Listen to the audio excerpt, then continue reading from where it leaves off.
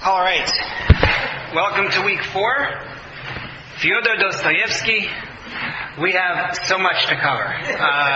There is an awful lot to talk about this morning. I would ask again for people to please silence their phones. That will help. I emailed out along with... Sorry? I emailed out along with the notes for the class 2 flyers. One of them is for the upcoming Beth Tikva series that will be running starting next Wednesday. It is a Wednesday series, not a Monday series. Wednesdays, 10 a.m. And our topic is Philo-Semites of Jewish history. So Cyrus, King Casimir, and Napoleon.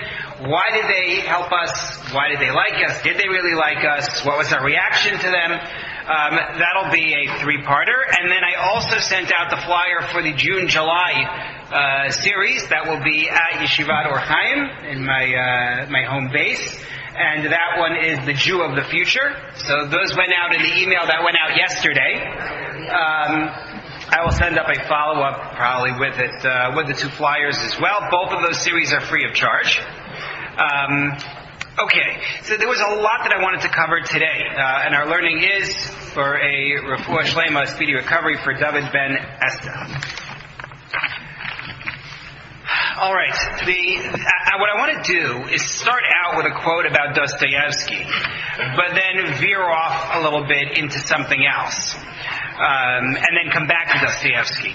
But take a look at the first source on the sheet. This is our initial quote.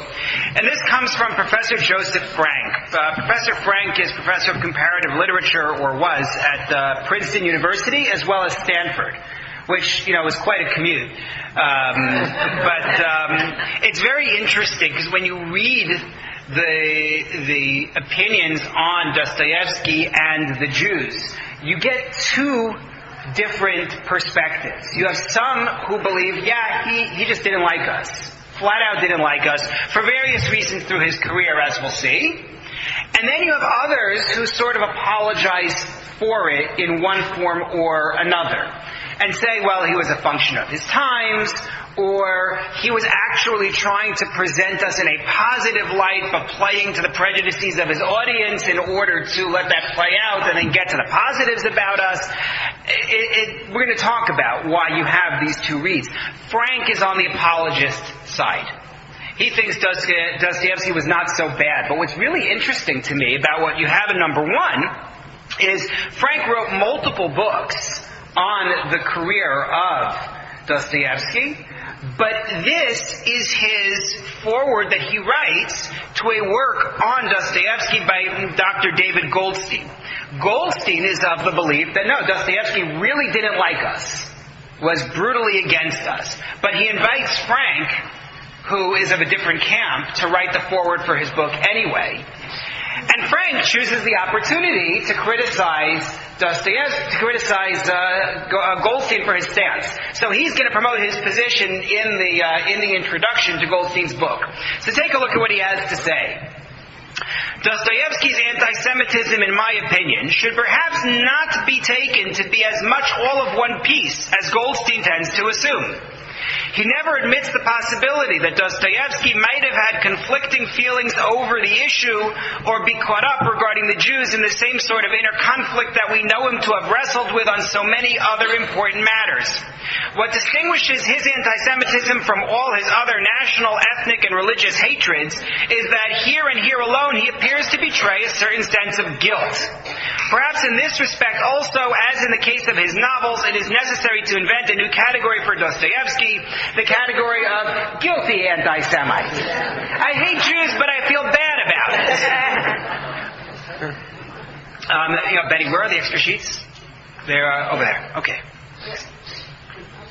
So that's an opening quote regarding Dostoevsky and the view that says, well, maybe he felt bad about disliking us. But what I want to do, as I set out in the email that I sent out yesterday, is first to discuss something called the lachrymose theory of Jewish history. Lachrymose means? Teary. Right, tear-filled. tear-filled. So take a look at source number 2. Professor Salo Whitmire Baron, who I believe was at Columbia University for many, many years, was the one who coined the phrase. And first he uses it, at least the first published version that I found, in 1928, talking about Jewish history. Surely it is time to break with the lachrymose theory of pre-revolutionary woe, and to adopt a view more in accord with historic truth. In other words, there is a view that says that until the emancipation, until Jews were allowed to live where they chose, engage in trades as they chose, go to university, until that happened, life for the Jews was simply misery. Centuries and centuries of misery. And he says that's just not historic truth. And he has a lot to say in this vein, but he says Jewish history is not the story of a suffering population reeling from one disaster to another, barely surviving the frying pan before falling into the fire. The truth of the matter is, we have had a near continual strain of oppression somewhere in the world, especially Europe, for the past couple of thousand years. And it's true that if you go back to Second Temple times, much of that period is lived first under the Persians, then under the Greeks, then under the Romans. And really, to find a period of Jewish autonomy, and where Jews as a whole can say, we're doing well, you have to go back to King Solomon. Right? You're talking almost 3,000 years ago. So I understand the lachrymose theory of Jewish history that says we're just one disaster after another. But in truth, that view is somewhat inaccurate and certainly counterproductive. It's inaccurate because we have had good times in particular places. Even if we were suffering in one place, in other places we did well. We talked about in the first week of this series the theory of the convivencia. The idea that in 10th century Spain, that Jews, Christians, Muslims somehow got along. And we said that may be a myth. And realistically, living in Muslim Spain always meant, at best, dhimmi status, in which you have a lower status, you have to wear clothing that marks you as a part, your houses are marked as a part, you can't engage in certain trades, you can't interact with the dominant Muslim population in certain ways. So convivencia is not one I'll take as a good model. But when we were expelled from the Iberian Peninsula, Spain, Portugal, Italy, when we are expelled at the end of the 15th century, the Ottomans take us in. And we do well in the Ottoman Empire at that time. When the Jews, we'll talk about this in the series at Beth Tikva, when the Jews are forced to flee Germany in the 16th century, they end up in Poland. Right? We talked about that a little bit when we talked about Luther, but we'll see more about that. The Poles took us in. In fact, Rabbeinu Nissim, who I quoted here in source number 3, writing in, I believe, 14th century Spain, 13th or 14th century, says, the argument can be made that the reason why God has created multiple nations and multiple empires, such that they're all at odds with each other, is to ensure there will always be some place for Jews to live. Someone will always see it as in their best interest to host us. If the world ever united, they unite against us, right? It's not a 50-50 proposition. So you have multiple nations. So number one, we have had good times in particular places. Number two, and more fascinating to me, is that despite the persecutions, we have thrived in many situations. Take a look at source number 4 on your sheet. This is Professor Baron's note on Jewish population in the Middle Ages, with a very important footnote that I included as well. He says, first of all, it is certainly significant that despite minor attacks, periodic pogroms, and organized campaigns of conversion, the numbers of Jews during the last centuries preceding emancipation, so you're talking 14th, 15th, 16th century, 17th, increased much more rapidly than the Gentile population. The Jewish population in the middle of the 17th century probably did not exceed 650,000 out of the more than 100 million inhabitants in Europe. In 1900, the Jewish population of Europe exceeded 8.5 million, while the general population was about 400 million. That is, the Jewish rate of increase from 1650 down to the beginning of the 20th century, when the massive Jewry was still unemancipated, was 3 times the rate of Gentile increase. Furthermore, in the same period, European Jewry built the Great American Center. Now, the footnote is important. He writes after the asterisk, pre-revolutionary population figures given here are by no means certain. I arrived at them after a careful study of all available source material.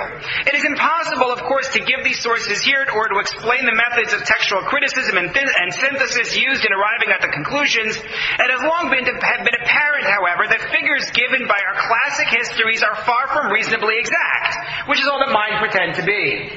In other words, far from reasonably exact. So, well, it means something because he's coming to different conclusions than others are. His conclusions vary from the assumptions that people make. And he says, we tended to grow. And of course, that calls to mind the line when the Jews are in Egypt. Right? The Torah says, V'cha'asher ya'anu oto, kein yirbed, v'chein yifrotz. That as we were oppressed, so we grew. Right? That's the way it worked in Egypt. For all the Egyptians did to us, we still grew. And now watch this. Take a look at source number 5. The argument that Baron makes is not only that we succeeded in spite of persecution, but sometimes we succeeded because of persecution. Take a look at number 5. What of the economic situation of the Jew? Despite all the restrictions placed on his activities, it is no exaggeration to say the average Jewish income much surpassed the average Christian income in pre-revolutionary times. This is hard to prove, and certainly excessive wealth was rare except among high nobles and clergy. Go clergy. But is it not remarkable that the most typical ghetto in the world produced in the pre-emancipation period the greatest banking house of history, Rothschild? And even before Rothschild's day, such Central European Hafyudin as the Oppenheimers and Wertheimers, and such West European bankers as the Pintos, Modonos, and others were not far behind rich Christians in their financial power. Paradoxical as it may seem, the very restrictive legislation proved in the long run highly beneficial to Jewish economic development.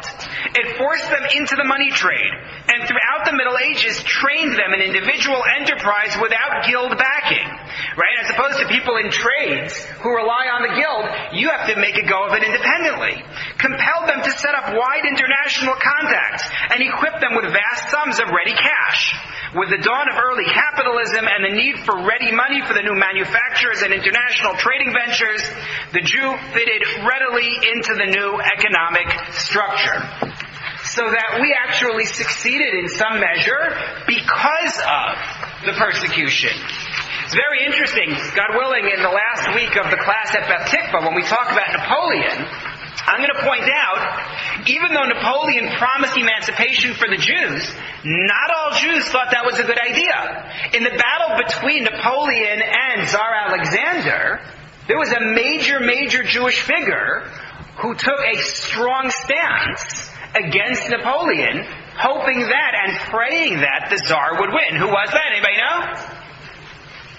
The first Lubavitcher Rebbe took a very strong stand in favor of the Russians, so much so that he had a network of Hasidim who were close with figures in Napoleon's hierarchy who actually brought messages to the Russians about Napoleon's troop movements. There are lots of stories surrounding this. Some of the stories are very hard to believe. Some of the stories are easier to grasp. It gets very mystical. But his basic point was, if Napoleon wins and emancipates the Jews, we will assimilate. And better for us to continue to live under the Russians. And, of course, we know how things played out.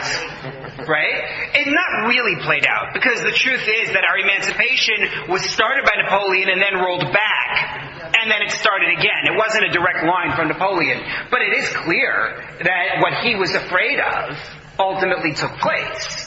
Leave aside whether you agree or disagree. That's not where we're going right now. My point in saying this is only to say that the belief that Jewish history is a never-ending story of suffering, going back to the Second Temple period and working all the way through the Holocaust, right? To take that view is not really an accurate view. There have been good times, and even when there were bad times, we created communities. We maintained a tradition. We maintained a pride in that tradition such that Jews kept on doing it.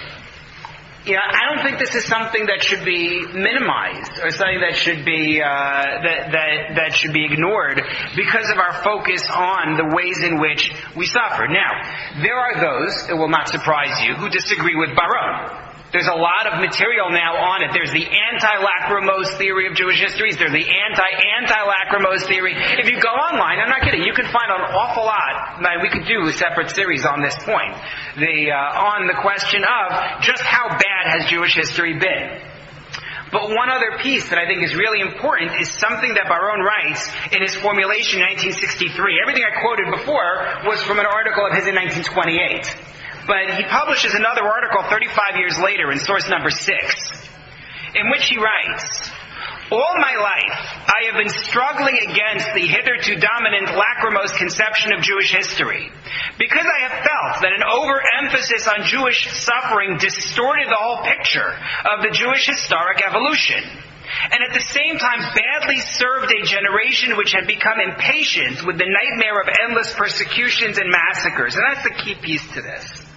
Rav Moshe Feinstein, one of the leading authorities in Jewish law in North America in the middle, towards the end of the 20th century, passed away in 1986, wrote a letter in which he protested the use of the Yiddish phrase, "Schwer zu sein a Yid." Right? It's hard to be a Jew. It's a popular thing for people to say, but he said, what are you conveying to the next generation? Right? If that's their image of what it means to be a Jew, a krecht, you're going to groan and say it's hard to be a Jew, who's going to want that?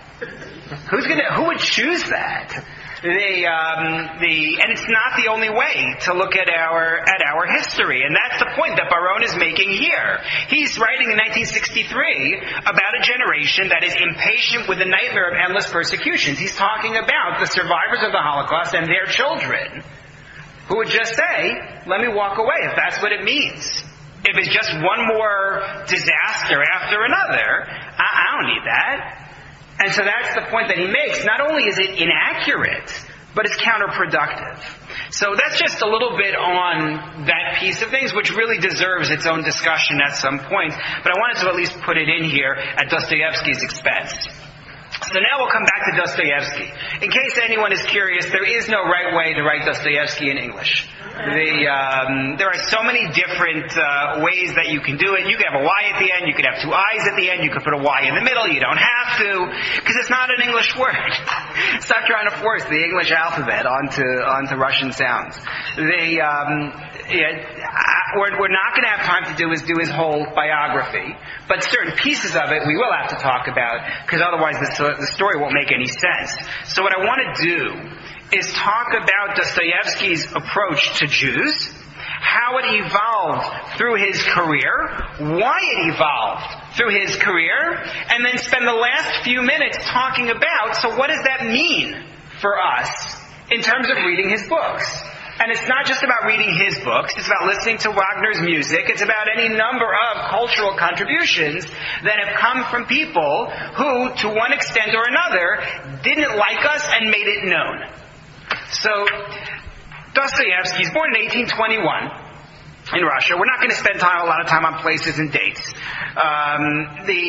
He, from a very young age, starts out as a writer. Already the end of the 1830s, beginning of the 1840s, he's trying to write for publication. And he emerges in a world of 19th century Russian literature which really doesn't like Jews. When you think about the literature of the time, and it doesn't matter who you talk about, Gogol is a big figure for him, but you talk about Pushkin, you talk about Tolstoy, the major writers of the time are not fans of Jews. And I chose this one-line summary in source number 7 from Joseph Frank, because I thought it pretty much summed it up. Jews were invariably depicted in Russian literature of the 19th century, from Pushkin to Chekhov, in the most uncomplimentary fashion and solely as objects of ridicule, contempt, and derision. Now, that's not where Dostoevsky ends up going. He transcends that. But that's your starting point. That's what he first learns about Jews in literature. And he, as a writer, emulates that, compounded by the fact that Dostoevsky grows up in St. Petersburg. And there are very few Jews living in St. Petersburg at the time. Remember what we talked about with Luther and the impact of knowing a population? Dostoevsky doesn't know Jews. His awareness of Jews comes from what he is reading. Yes, Rhoda? What was the population, the Jewish population in Russia approximately in that period? Don't know.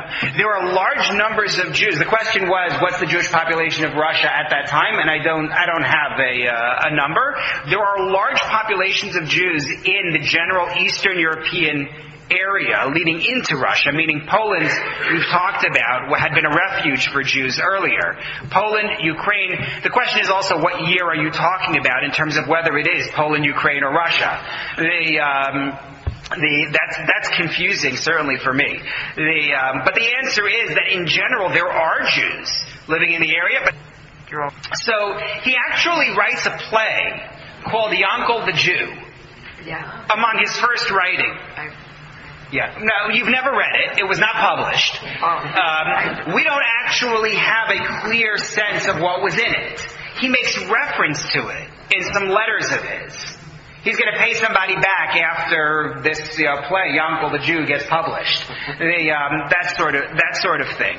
However, the scholars on Dostoevsky have done their detective work to figure out what would have been in this play. So, for example, Nikolai Gogol, who is one of the mentors of Dostoevsky, has a character named Yankel, who is a Jew, in one of his works, Taras Bulba, and Yankel is held up for ridicule there. And piecing together evidence like that, they come up with a vision that says, basically, this is not a good story for Yankel.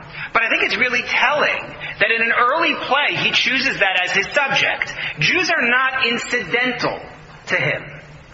And that's important in general to understand. It's not as though you're dealing with somebody who writes about everything under the sun. He writes about Jews, 2% of the time, and those 2% happen to be negative. Jews are a thread throughout his writing career, both when he's writing fiction and when he is writing as a journalist, when he publishes articles, opinion pieces, and so on, and in his correspondence. The Jews are a constant. They're not some minor part of the landscape. Take a look at source number 8. This is from Dr. Goldstein's work, Dostoevsky and the Jews. He is quoting M.P. Alexeyev. I don't know what M.P. stands for. But he says, again, according to Alexeyev, Dostoevsky was undoubtedly indebted to his literary mentor Gogol for the subject of his play. It is even quite possible that Gogol's Jew Yankel in Taras Bulba served as the model for Dostoevsky's hero.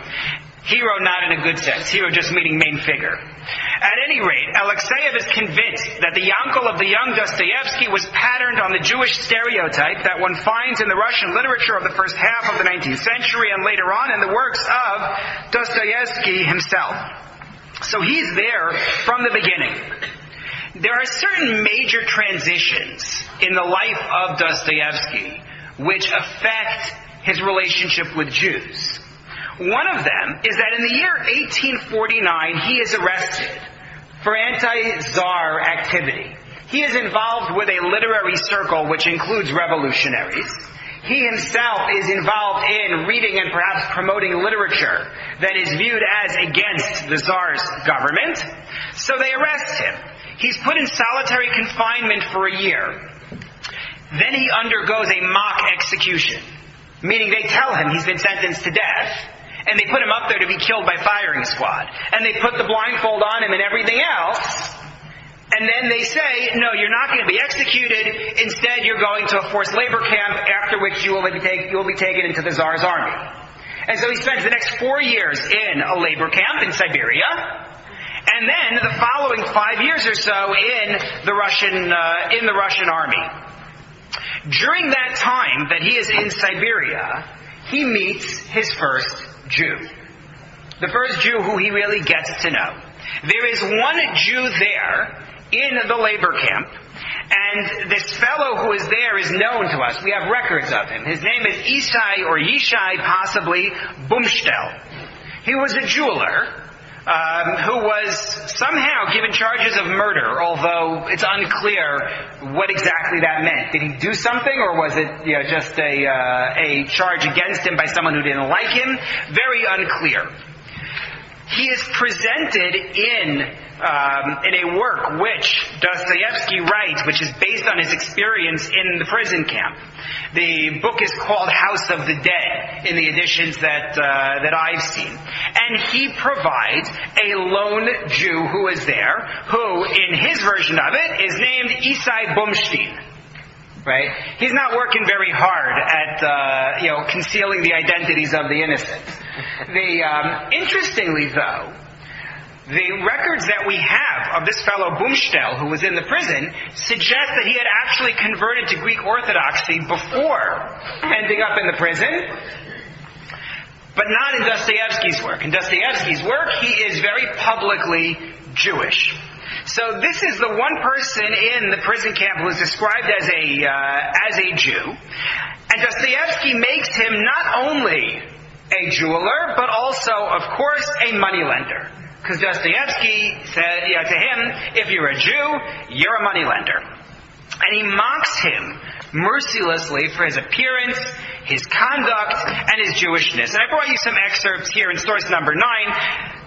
Credit to the Gutenberg Project for putting a cut and pastable translation online. Source number 9. This is from a description that gives us a little bit about his appearance. I was saying that the Poles formed a group by themselves. They lived together, and of all the convicts in the prison, they cared only for a Jew, and for no other reason than because he amused them. Our Jew was generally liked, although everyone laughed at him. We only had one, and even now I cannot think of him without laughing. Whenever I looked at him, I thought of the Jew Yankel, whom Gogol describes in his Taras Bulba, there he is again, and who, when undressed and ready to go to bed with his Jewess in a sort of cupboard, resembled a fowl. But Isaiah, this is the one in Gogol. But Isaiah, Fomich Bumstein, and a plucked fowl were as like one another as 2 drops of water. He was already of a certain age, about 50, small, feeble, cunning, and at the same time very stupid, bold and boastful, though a horrible coward. His face was covered with wrinkles, his forehead and cheeks were scarred from the burning he had received in the pillory. I never understood how he had been able to support the 60 strokes he received. That's your introduction to the way he describes the Jew. It's not only about the way he looks, though. Take a look at source number 10, which describes what happens when Bumstein makes his entry into the prison. Isaiah Fomich held in his hand a bag containing the things given to him and some other things of his own. He put down his bag, took his place at the plank bedstead, and sat down there with his legs crossed without daring to raise his eyes. People were laughing all around him. The convicts ridiculed him by reason of his Jewish origin. Suddenly a young convict left the others and came up to him, carrying in his hand an old pair of summer trousers, dirty, torn, and mended with old rags. He sat down by the side of Isaiah Fomich and struck him on the shoulder. Well, my dear fellow, said he, I've been waiting for the last 6 years. Look up and tell me how much you will give for this article, holding up his rags before him. Isaiah Fomich was so dumbfounded that he did not dare to look at the mocking crowd with mutilated and frightful countenances now grouped around him, and did not speak a single word. So frightened was he. When he saw who was speaking to him, he shuddered and began to examine the rags carefully. Everyone waited to hear his first words. Well, can you not give me a silver ruble for it? It is certainly worth that, said the would-be vendor, smiling and looking towards Isaiah Fomich with a wink. A silver ruble? No, but I'll give you 7 kopecks. These were the first words pronounced by Isaiah Fomich in the convict prison. A loud laugh was heard from all sides. 7 kopecks? Well, give them to me. You are lucky, you are indeed. Look, take care of the pledge. You answer for it with your head. With 3 kopecks interest. That'll make 10 kopecks you owe me, said the Jew, at the same time slipping his hand into his pocket to get out the sum agreed upon. 3 kopecks interest for a year? No, not for a year, for a month. You are a terrible screw. What is your name? Isaiah Fomitch. Well, Isaiah Fomitch, you ought to get on. Goodbye. The Jew examined once more the rags on which he had lent 7 kopecks, folded them up, and put them carefully away in his bag. The convicts continued to laugh at him. In reality, everyone laughed at him. But although every prisoner owed him money, no one insulted him. And when he saw that everyone was well disposed towards him, he gave himself haughty airs, but so comic they were at once forgiven. Luca, who had known many Jews when he was at liberty, often teased him, less from malice than from amusement, as one plays with a dog or a parrot. Isaiah Fomitch knew this and did not take offense. You will see, Jew, how I will flog you. If you give me 1 blow, I'll return you 10, replied Isaiah Fomitch valiantly. Scurvy Jew, as scurvy as you like. I have in any case plenty of money. Bravo, Isaiah Fomitch, we must take care of you. You are the only Jew we have. But they'll send you to Siberia all the same. I'm already in Siberia. They will send you farther on. Is not the Lord God there? Of course, He is everywhere. Well then, with the Lord God and money, one has all that is necessary.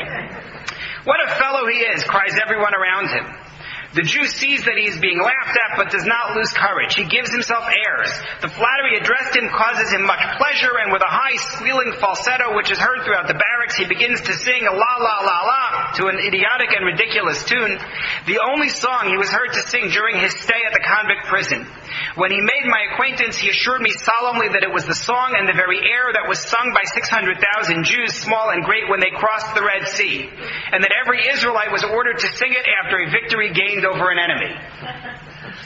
This is his depiction of the conduct of the Jew. It's pure ridicule. That's what we're talking about. There's no philosophy here.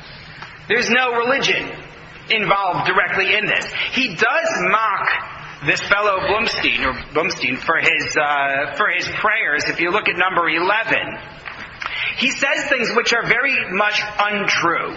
And Goldstein makes a big point about this because Dostoevsky is known for his precision in his descriptions. He doesn't get facts wrong. And here he's describing something he has observed himself, and yet the facts are wrong, as you'll see. The eve of each Saturday, the convicts came from the other barracks to ours, expressly to see Isaiah Fomitch celebrating his Sabbath. He was so vain, so innocently conceited, that this general curiosity flattered him immensely. He covered the table in his little corner with a pedantic air of importance, opened a book, lighted 2 candles, muttered some mysterious words, and clothed himself in a kind of chasuble. This is a prayer garment that is used among Christians, striped and with sleeves, which he preserved carefully at the bottom of his trunk. He fastened to his hands leather bracelets, and finally attached to his forehead by means of a ribbon a little box which made it seem as if a horn were starting from his head. He then began to pray.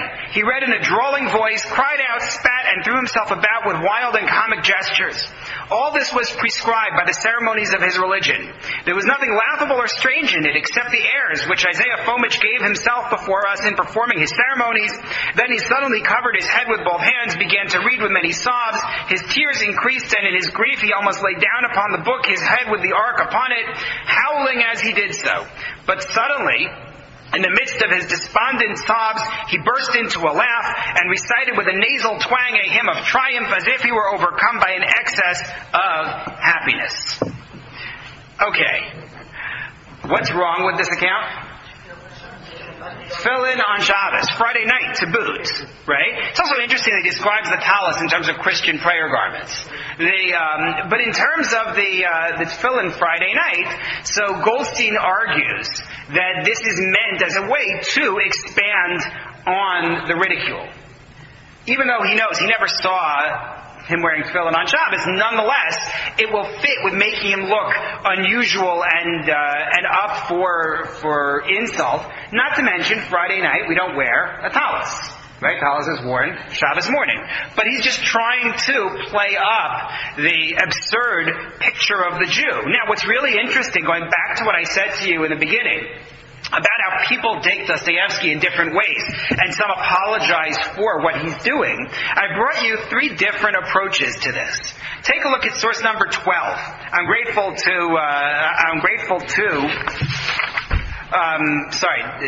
wrote Steinberg, but I meant Goldstein. That feels vaguely anti-Semitic in and of itself. It's not. It's Goldstein. I don't know why I wrote Steinberg there.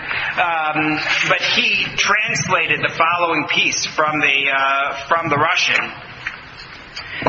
The prisoner buffoon, though maybe the author didn't intend it that way, evokes the profound sympathy of the readers of The House of the Dead.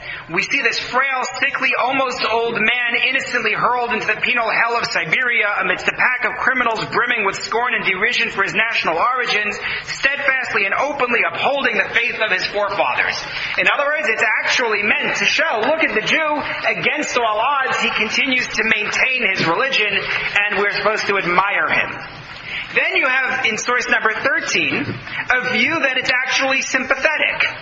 Dostoevsky could very well have rendered this pitiful and repulsive type with disgust and left it at that, but he devotes an entire chapter to him that is tinged with benevolence and curiosity. We can find no other explanation for it except that Dostoevsky, living side by side with this pathetic Jew, hearing him pray with passion and fervor, discovered that the Jews were not just moneylenders. He began to perceive the Jew as the bearer of an ancient heritage with its prophets, the long-suffering Job, and so on. So it's a sympathetic picture, according to this read. I have to say, having read it, I don't see it. But that's the way he's looking at it. And note, both of those reads that we just gave in 12 and 13 seem, based on their names, to be written by Jews. Right? Berlin and Grossman, I think.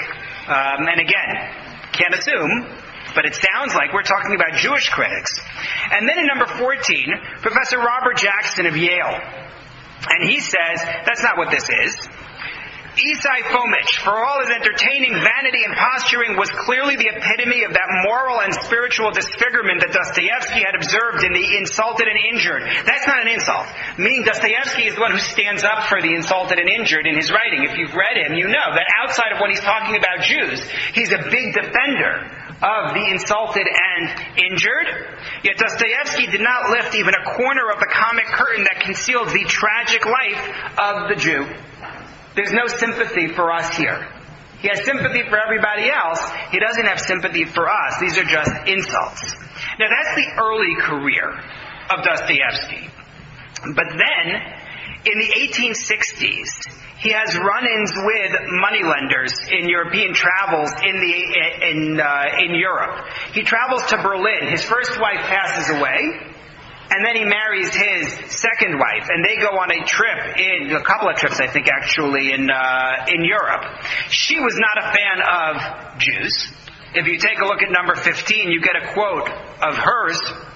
So talking about their experience leaving a hotel. The hotel cost about 8 rubles. When we were ready to leave, some Yid came to our room and asked us to buy something from him. We had forgotten to bring along soap, so I bought from him a piece of egg soap for 15 kopecks. A friend of his offered to us some kind of Polish icon that, according to his words, cost him 15 rubles, but he was willing to sell us for much cheaper.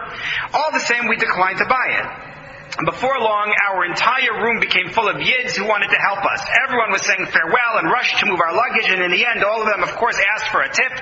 We were already sitting on the coach and started to move when suddenly we were besieged by another Yid. He wanted to sell us, it should be, 2 amber cigarette holders. We told him to get lost. The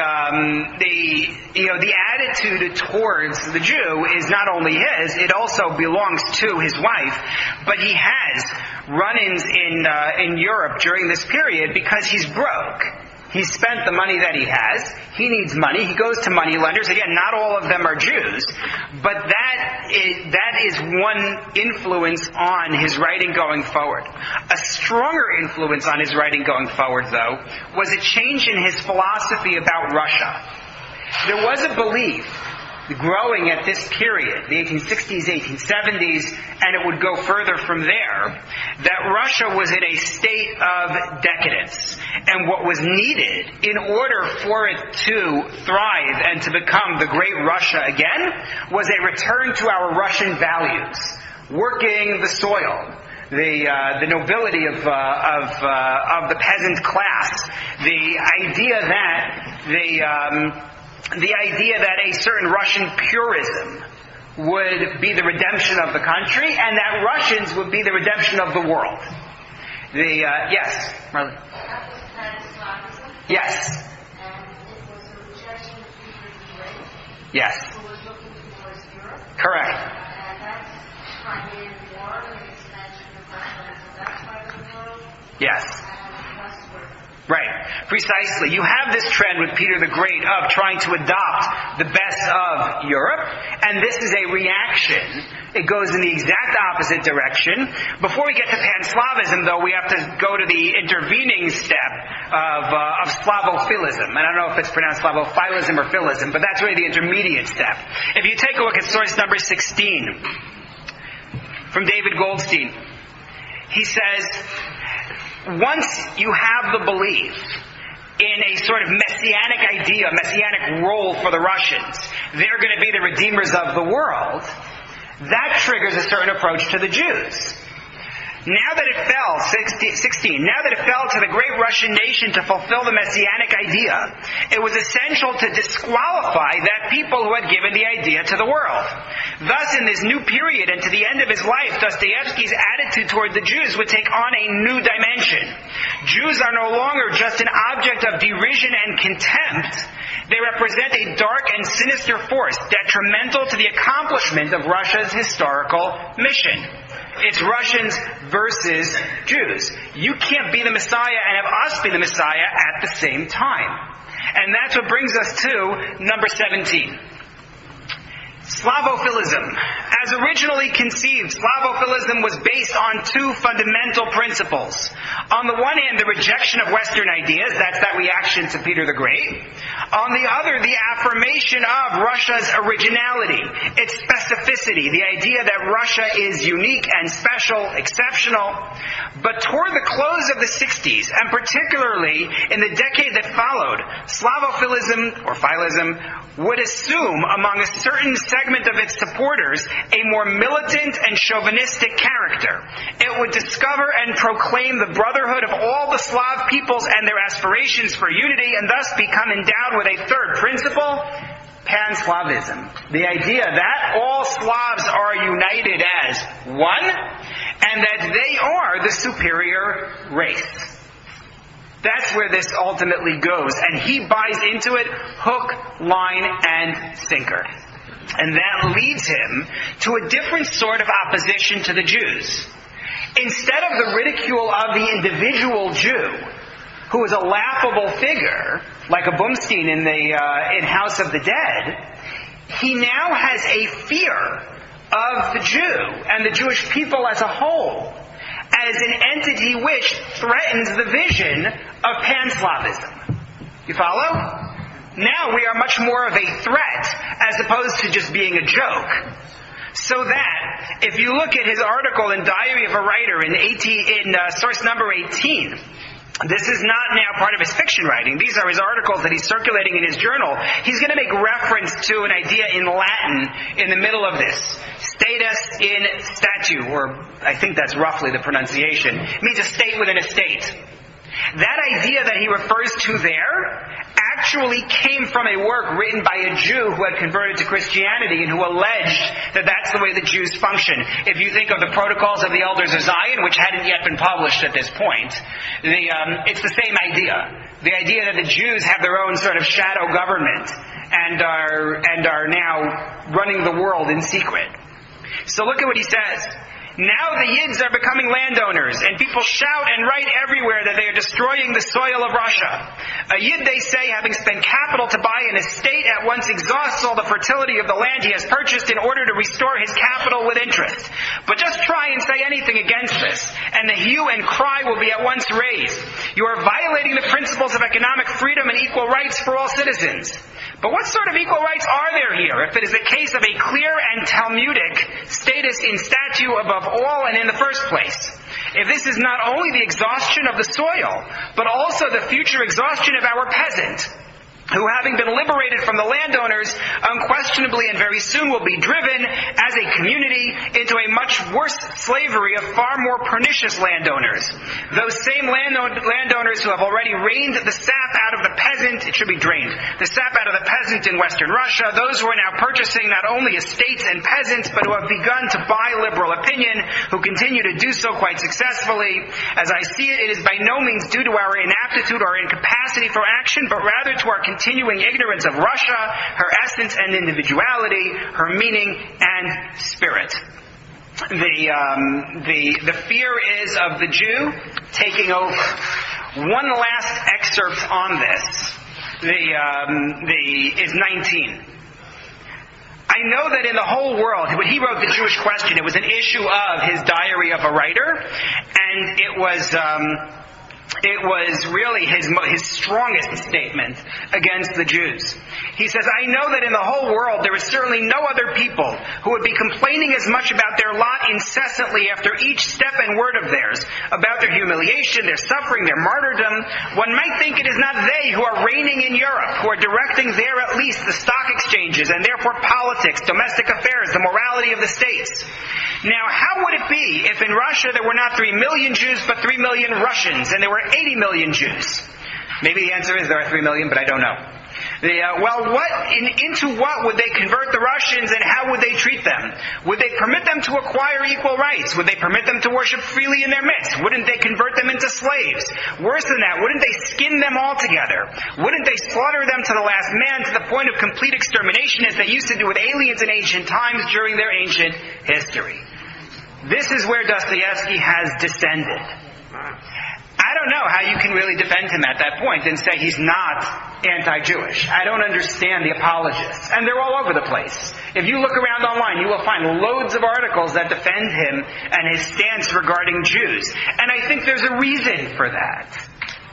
I think the main reason for it, there's a minor reason which we don't have time to go through, which is he had correspondence with Jews who wrote him, who read what he wrote, and said, how can it be that you would say these terrible things about us?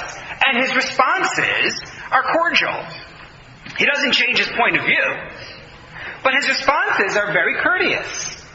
So some look at that, and for that reason say, it can't be. But more than that, he actually, at one point in his career, in 1861, promoted Jewish emancipation, the extension of rights to Jews. So take a look at number 20. This was a time when there were a lot of debates about the position of Jews in Russia and whether they should be emancipated. And there was a journal called Day, which argued against it. Dostoevsky had a journal called Time, in which he often published articles without including his name. He did it anonymously for various reasons. And here there's an article in number 20, published in his journal, against the journal Day, and in favor of rights for Jews. Day makes itself a laughingstock. It alone lays itself open to shame and ridicule. What then are the Jews after all? Are we to suppose they are not human beings, but wild beasts dangerous to the moral order, and to a private, public, and governmental life? Pitiable friends who do more harm to Christianity than to its enemies? Inimical? Contrary? In what way inimical? In what way contrary? Could anyone who was really interested in the question and really sensed a danger confine himself to such a hollow allegation? He says the Jews should be given rights. They should be able to go to university. They should be able to participate in all the trades. They should be able to own land. And the question is, how do you square that with what he said? It doesn't fit.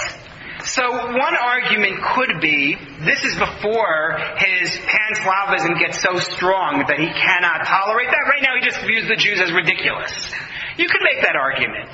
But Goldstein's article, I keep going back and forth, Goldstein's piece on this is compelling. And I excerpted some of it in 21. But I'm going to explain it outside of the text because I think it's more clear that way. This is Dostoevsky after he has gone away for a period of time, and he's rejoining the literary scene. He needs to make a name for himself and make sure that his political positions are going to be accepted. And this is a time when there's a lot of struggle between right and left. And Dostoevsky is afraid that his pan-Slavism, which is very right-wing, is going to alienate the people on the left, the more liberal crowd.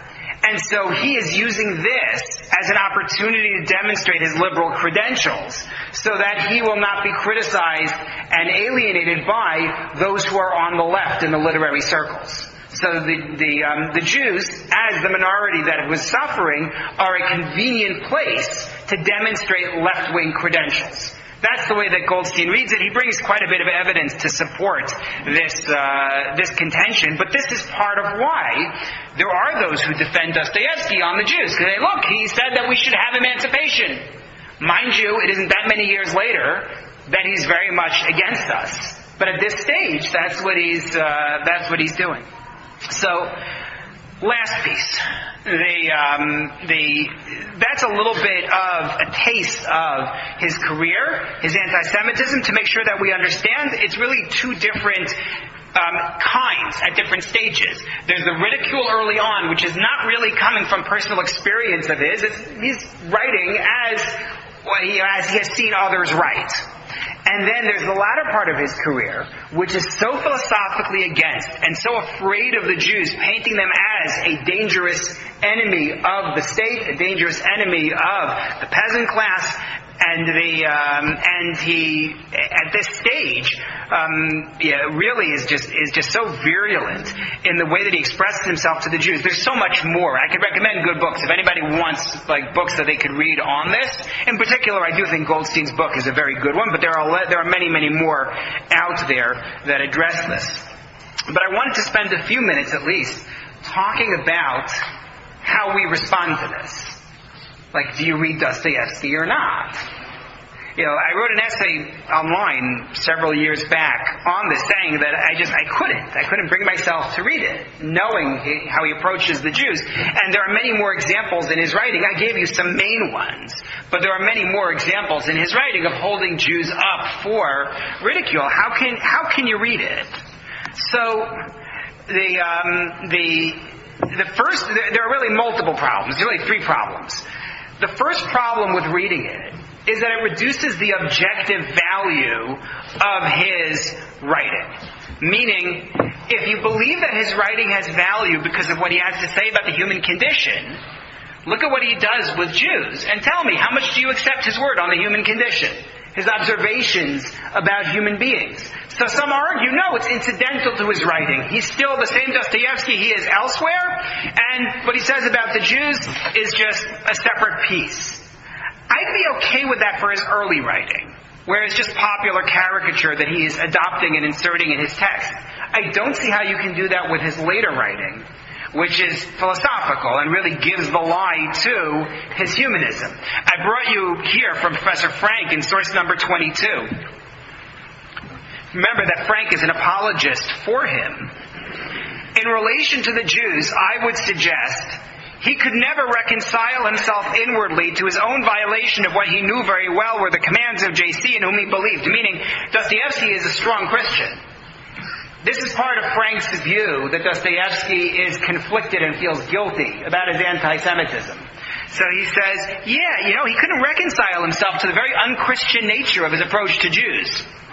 From such a point of view, his anti-Semitism should certainly not be overlooked or excused, but at least it need not be considered ignoble or repugnant. And one can thus continue to read Dostoevsky's work, where both guilt and the love ethic of J.C. play so large a part, without any gnawing doubt as to whether his anti-Semitism does not really turn all of this into a fraud and a sham. He believes that you really can isolate what Dostoevsky has to say about Jews from the rest of his writing. He thinks that you can make that pitch. I am not at all convinced. Certainly when you get into the later material, it really seems to reduce the value of his humanism if he has that kind of a blind spot. That's one issue. The second issue is the harm to Jews. We have a history, going back to biblical times, that when somebody hurts us, we say, I want nothing to do with them in the future. Right? Going back to the biblical command, don't ever go back to Egypt. And working our way forward from there. The example I bring here, we talked about it a little bit in a class about 5 years ago or so, for those who were there, on the ethical customer. We were talking about buying German goods. So we talked about this a little bit there. When the Jews were expelled from Spain, there was some kind of ban promulgated in Jewish communities on going back to Spain. In source number 23, I brought you the historian Cecil Roth, as quoted by J. David Bleich. who says that there were religious sanctions imposed upon Jews visiting Spain and Portugal. And they continue into the 18th century having this kind of sanction. However, it wasn't an organized thing. And the reason I say that is because when you look at codes of Jewish law written between the end of the 15th century and the 18th, you don't find them mention this as any sort of law. It's never given that level of standing, and in fact, it's unclear what its parameters were. Rabbi Abba Yitzchak Kook was asked about this in the early 20th century, and in source number 24, you get my translation of his response. He says, regarding living in Spain, I have not yet found a clear statement of whether it was a decree or an oath taken by the community. Presumably they were not stricter than the rule regarding living in Egypt, which prohibited only established life. You can't set up a community, but you can go do business there. It did not prohibit living there for business, planning to leave. There's a lot of doubt about the nature of this ban that they had, and it also may not apply to our case. Because remember that when the Jews left Spain, they were given multiple options, right? One option was be killed. One option was leave. And the other option was convert. It's entirely possible, and some argue this, that the ban was because if you returned to Spain, it meant you had to live undercover as a Christian. And that's why the ban applied. In which case, that has no bearing whatsoever on Dostoevsky. However, the example that others have quoted to me in this conversation has been, well, what about Germany? And the issue of people feeling uncomfortable buying goods that are made in Germany. Now, I'm not going to go into the question of, well, are the descendants the same as their ancestors? That's an interesting discussion, but it's not relevant here. We're talking just about the man himself. This isn't about his grandchildren. So, the question is, do you say, we are not willing to benefit somebody who did this, and we are not willing to be associated with someone who did this? Because the argument is made, I'm not benefiting him when I read him, but I am benefiting his legacy, in a sense, by promoting him. Rabbi Meshulam Roth, in the middle of the 20th century, was asked this question. There was an attempt to declare a ban against Jews going back to Germany, as I bring you here in number 25. And Rabbi Roth says, from a political, logical, and ethical perspective, this proposal is quite correct. There is no doubt that after the upheaval and destruction that Germany brought upon us with such great and entirely unprecedented cruelty, even without a rabbinic declaration, every Jew would keep himself away. He's against it. He does say, as you see on the flip side, that we don't generally create rabbinic bans, and therefore he wants to back off. But he understands the idea of not going back. The Lubavitcher Rebbe, in the 1960s, supported the idea of not going back to Germany. He says in number 26, I am in receipt of your letter in which you ask my opinion as to whether it is a weakness or impropriety to avoid the purchase of goods made in Germany. You add that you ask this question as a Jew, ... He says, at any rate, it certainly cannot be categorized as a weakness. On the contrary, a decision of this kind bespeaks strength of will, all the more so since it entails some inconvenience. Right? It's not just I won't buy a BMW because I can't afford one. It's talking about where it's actually a problem for you, that you're not going to use it, that you're not going to go there. Nor can it be considered an impropriety, since it is based on a principle which may be considered to come under the category of, remember what Amalek did unto you. And that, of course, takes us back to the Torah itself. So Rabbi Schneerson, the Lubavitcher Rebbe, also said not to forgive them and not to go back, and he believed that patronizing them would be reasonable to avoid patronizing them. He doesn't issue a decree, but he says he can see that argument. So two reasons to avoid the cultural contribution of a Dostoevsky or a Wagner. Number one is it reduces the objective value of the cultural sensitivity that he is so known for.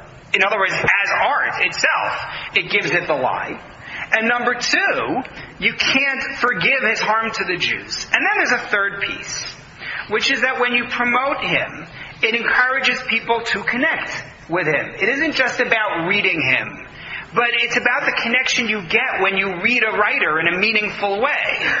Rav Aaron Lichtenstein, in source number 27, was not discussing Dostoevsky at all, and he wasn't discussing Germany.